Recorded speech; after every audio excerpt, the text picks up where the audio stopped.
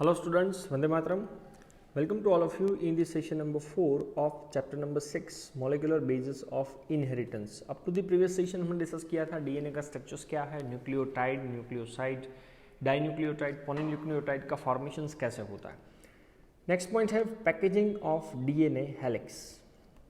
तो first of all तो DNA का लेंथ एक सेल के अंदर कितना होता है उसको कैलकुलेट करने के लिए एक कैलकुलेशन दिया हुआ है. नाउ प्रीवियस सेशन के अंदर मैं डिस्कस किया था taken the distance between two successive base pair के बीच का डिस्टेंस आपको पता है 0.34 नैनोमीटर. मीटर में अगर आप कन्वर्ट करो सो 0.34 मल्टीप्लाई बाय 10⁻⁹ मीटर. कि भाई ये दो बेस पेयर है, वो दो बेस पेयर के बीच का डिस्टेंस कुछ है 0.34 नैनोमीटर. तो if the length of DNA double helix in a typical mammalian cell is calculated, चलो दो बेस पेयर के बीच का डिस्टेंस 0.3 नैनोमीटर है. तो एक मैमेलियन सेल के अंदर डीएनए का जो डबल हेलिक्स है उसकी लेंथ हमें कैलकुलेट करनी हो तो सिंपल हमें मल्टीप्लिकेशन करना है किसका, total number of base pair with distance between two consecutive successive base pair. तो total number of base pair अगर डिप्लॉइड की बात करो तो diploid content total number of base pair होगा 6.6 इंटू 10⁻⁹ बेस पेयर. और दो बेस पेयर के बीच का डिस्टेंस मीटर में कन्वर्ट करके हमने लिखा है 0.34 मल्टीप्लाई बाय 10⁻⁹ मीटर पर बेस पेयर. तो इन दोनों का अगर आप कैलकुलेशन करते हो तो अप्रोक्सीमेट आपको कितना डिस्टेंस मिलेगा, 2.2 मीटर. अब आप सोचो कि एक सेल, वो सेल का न्यूक्लियस, वो न्यूक्लियस के अंदर डीएनए का जो थ्रेड है कितना लॉन्ग होगा, 2.2 मीटर. ओके, मीटर की बात है. चलो ये न्यूक्लियस के अंदर पैक हुआ है तो न्यूक्लियस का डायमीटर कितना है, so length is far greater than the dimensions of a typical nucleus. Approximate nucleus का डायमेंशंस देखो, उसका मेजरमेंट देखो तो वो तो खाली 10⁻⁶ मीटर का ही है. और 10⁻⁶ मीटर वाले न्यूक्लियस के अंदर ये 2.2 metre long thread of DNA किस तरह से पैक हुआ होगा. So how such a long polymer pack in a cell. तो वही पॉइंट हमें डिस्कस करना है कि ये डीएनए की हेलिक्स का पैकेजिंग सेल के न्यूक्लियस में कैसे होता है. अब एक क्वेश्चन दिया है कि if the length of Escherichia coli DNA is 1.36 millimetre. तो इसेरिशिया कोलाई के अंदर डीएनए का लेंथ है 1.36 मिलीमीटर. तो इसेरिशिया कोलाई के अंदर कितनी बेस पेयर होगी वो कैसे कैलकुलेट कर सकते हैं. So total number of base pair, तो जो भी डीएनए का लेंथ आपको दिया है उसको पहले आप मीटर में कन्वर्ट कर सकते हो. सो 1.36 मल्टीप्लाई बाय 10⁻³ मीटर. और दो बेस पेयर के बीच का डिस्टेंस क्या है तो 0.34 मल्टीप्लाई बाय 10⁻⁹ मीटर पर बेस पेयर. सो इसेरिशिया कोलाई के अंदर बेस पेयर आपको कितनी मिलेगी, 4.0 multiply by 10⁻⁶ base pair. Okay, अब ये डीएनए का जो पैकेजिंग है हमें दोनों ऑर्गेनिज्म के अंदर डिस्कस करना है कि प्रोकैरियोट्स के अंदर कैसा है और यूकैरियोट्स के अंदर कैसा है. प्रोकैरियोट्स मतलब आपको पता है पुअरली डेवलप. क्या पुअरली डेवलप होगा, पुअरली डेवलप न्यूक्लियस. जैसे कि एग्जांपल है Escherichia coli. So Escherichia coli जो प्रोकैरियोटिक ऑर्गेनिज्म है उनकी बॉडी के अंदर they do not have a defined nucleus, poorly develop nucleus होगा. So DNA is not scattered throughout the cell. DNA पूरे सेल के अंदर स्प्रेडिंग फॉर्म में नहीं होगा क्योंकि वेल डिफाइंड न्यूक्लियस उनके पास नहीं है. सो जो भी डीएनए होगा, अब आपको प्रीवियस सेशंस के अंदर भी मैंने बताया है डीएनए के पास नेगेटिव चार्ज होता है. क्यों नेगेटिव चार्ज होगा, क्योंकि डीएनए के पास तो फॉस्फेट होगा. So DNA which have a negatively charged is held joined by और जॉइन विथ सम प्रोटीन, और वो प्रोटीन के पास कौन सा चार्ज होगा, positive. In a region it is considered as a nucleoid. तो प्रीवियस सेशन में भी डिस्कस हुआ है कि प्रोकैरियोटिक सेल के न्यूक्लियस को न्यूक्लियोइड के नाम से जाना जाता है। तो न्यूक्लियोइड बनाने के लिए नेगेटिव चार्ज वाला डीएनए और पॉजिटिव चार्ज वाला प्रोटीन दोनों एक दूसरे के साथ कंबाइन हो जाते हैं। सो जो भी डीएनए है within the nucleoid is organized in large loop which are held by a protein. तो आपको डायग्राम के अंदर दिख रहा है कि ये प्रोटीन है और प्रोटीन के आजू बाजू में फोल्डिंग लूपिंग वाला स्ट्रक्चर किसका दिख रहा है? डीएनए का। तो ये स्ट्रक्चर्स को बोला जाता है न्यूक्लियोइड। तो ये पैकेजिंग डीएनए का किसके अंदर दिखेगा? प्रोकैरियोटिक सेल्स के अंदर, जिनके पास वेल डिफाइंड न्यूक्लियस की अवेलेबिलिटी नहीं होती। सेकेंड है यूकैरियोट्स। तो eukaryotes means well defined nucleus. Okay, well defined nucleus के अंदर ये जो ऑर्गेनाइजेशन है वो थोड़ा सा ज़्यादा कॉम्प्लेक्स होगा। So within the eukaryotes this organization is much more complex. अब वहाँ पे भी प्रिंसिपल तो वही है कि there is a set of positively charged basic protein और वो प्रोटीन का नाम है हिस्टोन। तो यूकैरियोटिक सेल के पास पॉजिटिव चार्ज वाले बेसिक प्रोटीन्स होंगे, जो प्रोटीन्स का नाम है हिस्टोन प्रोटीन। ओके, अब ये प्रोटीन के पास आपको मैंने बताया पॉजिटिव और बेसिक चार्ज है। तो ये कहाँ से आता है? So protein acquire charges depending upon the abundance many number of amino acids residue with charged side chain। अब प्रोटीन आपको पता है किससे बनता है? Amino acids. तो जो भी एमिनो एसिड्स उसके पास होंगे वो कैसे चार्ज वाला होगा? पॉजिटिव एंड बेसिक चार्ज वाला। तो पॉजिटिव एंड बेसिक चार्ज वाले एमिनो एसिड के थ्रू बनने वाला प्रोटीन, और उसका एग्जांपल है हिस्टोन। तो हिस्टोन के पास पॉजिटिव और बेसिक चार्ज की अवेलेबिलिटी है। ओके, कौन कौन से एमिनो एसिड्स होंगे जो हिस्टोन नाम का प्रोटीन बनाएंगे? So histone are rich in the basic amino acids residue like lysine and arginine. तो बेसिक एमिनो एसिड तो है ही, पर चार्ज कौन सा होगा? Positive. So both of the amino acid residue carry a positive charges in their side chain. तो amino acid के स्ट्रक्चर्स के अंदर लाइसिन हो या आर्जिनिन हो, दोनों बेसिक एमिनो एसिड्स हैं और उनकी साइड चेन के पास कैसा चार्जेस होता है? पॉजिटिव चार्जेस होता है। अब यूकैरियोटिक सेल्स के अंदर हिस्टोन प्रोटीन जो है are organized to form a unit of 8 molecules. It is called as a histone octamer. Histone protein के 8 अलग अलग यूनिट्स एक दूसरे के साथ जुड़ के एक स्ट्रक्चर्स बनाएंगे, उसका नाम है हिस्टोन ऑक्टामर। अब वो प्रोटीन कौन कौन से होते हैं? तो H2A के 2 मॉलिक्यूल होंगे, फर्स्ट हो गया ये। H2B के 2 मॉलिक्यूल्स होंगे, सेकंड ये हो गया। नंबर 3 H2A H2B के बाद H3 के 2 मॉलिक्यूल्स होंगे एंड नंबर 4 H4 के 2 मॉलिक्यूल्स होंगे। सो चारों मिला जुला के 8 कंपोनेंट का एक यूनिट बनेगा और वो यूनिट को नाम दिया जाता है हिस्टोन ऑक्टामर। अब जनरली ऐसा कंसिडरेशन किया जाता है कि H2A और H2B ज़्यादातर लाइसिन एमिनो एसिड से बनता है और H3 एंड H4 कौन सा एमिनो एसिड से बनता है? आर्जिनिन।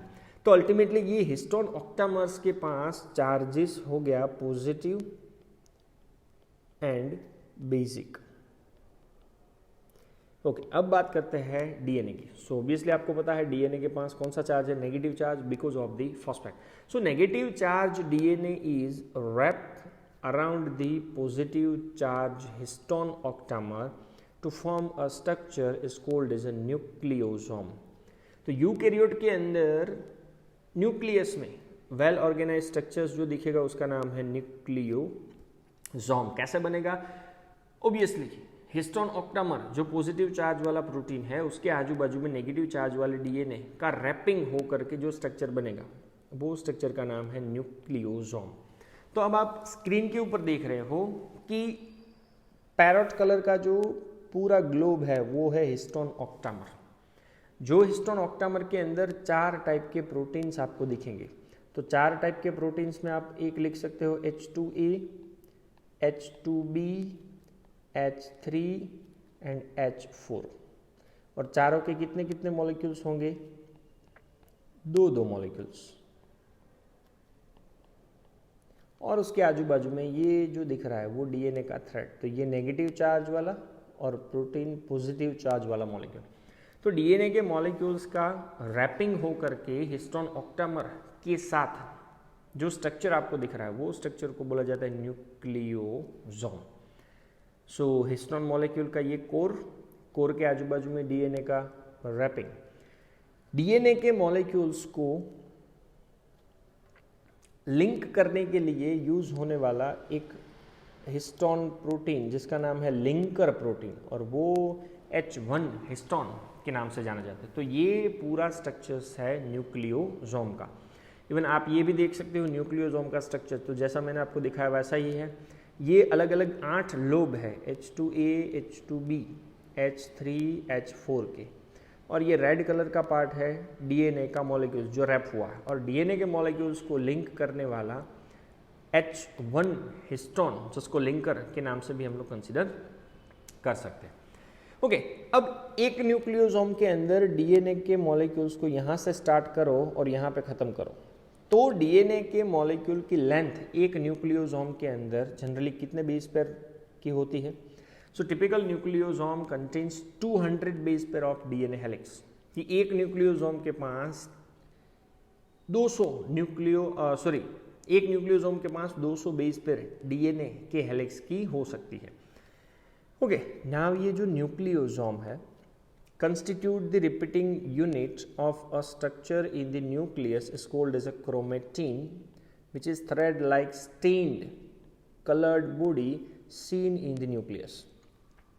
तो न्यूक्लियोसोम के पास न्यूक्लियस के अंदर रिपीटिंग यूनिट होगा, जो रिपीटिंग यूनिट को आप साइंटिफिक लैंग्वेज में क्या बोल सकते हो? Is considered as a chromatin. So chromatin और कुछ नहीं है, 11th में भी आपने डिस्कस किया हुआ है कि भाई वो एक thread like stained coloured body है जो न्यूक्लियस के अंदर आपको दिखेगा।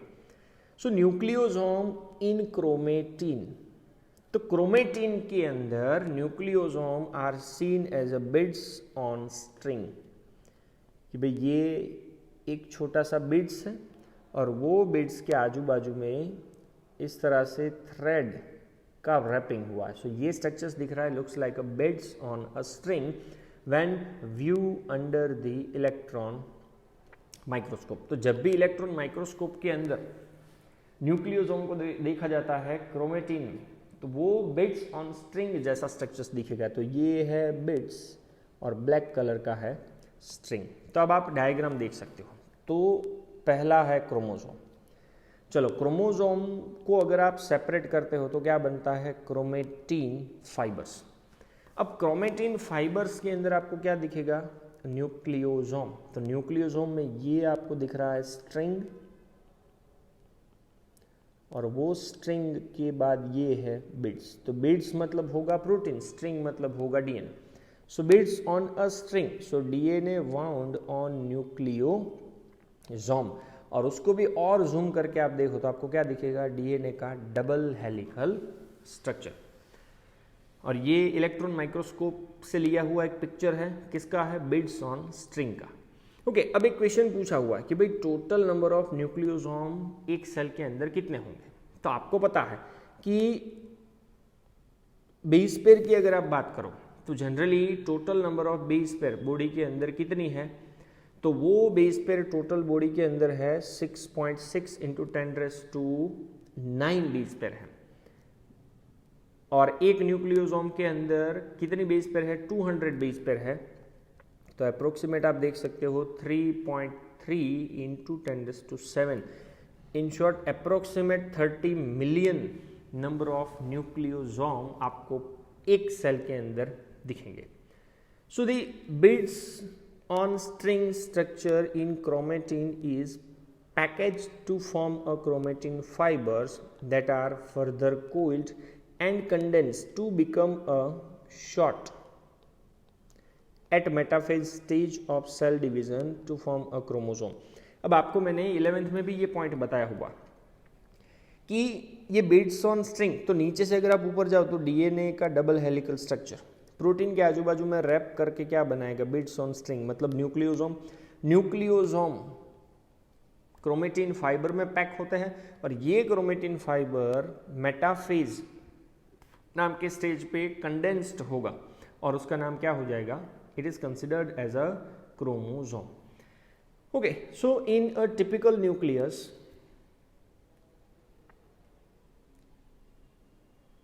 तो चलो क्रोमेटिन का पैकेजिंग करने के लिए नो डाउट हिस्टोन प्रोटीन की जरूरत तो है ही, लाइसिन या तो arginine, but packaging of chromatin at higher level also required some additional set of proteins that collectively are referred to as non-histone chromosomal proteins।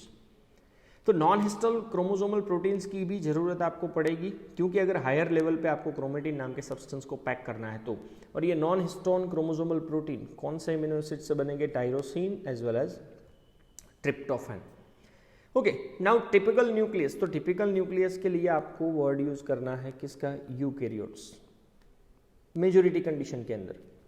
So in a typical nucleus some region of chromatin are loosely packed and stain lightly. तो कभी कभार nucleus के अंदर chromatin का थोड़ा सा part एकदम loosely pack होता है और लाइटली स्टेन होता है, तो ऐसे रीजन को बोला जाता है क्रोमेटिन पर यू क्रोमेटिन। और सेकेंड थिंग, ऐसा chromatin that are more densely packed and stain dark are called as a heterochromatin. तो लूजली पैक है और लाइटली स्टेन है, वो यू क्रोमेटिन के नाम से कंसिडर होगा। तो ये आपको दिख रहा है यू क्रोमेटिन। और सेकेंड थिंग आप देख सकते हो, densely packed and stain darkly is considered as a heterochromatin. तो ये आपको दिख रहा है क्रोमोसोम के अंदर हेटेरोक्रोमेटिन नाम का पार्ट, दोनों क्रोमेटिड्स को ज्वाइंट करने वाला एक centromere. So this all are related with the packaging of DNA helix within the nucleus, prokaryotic cell हो या यूकैरियोटिक सेल हो। थैंक यू वेरी मच, जय हिंद।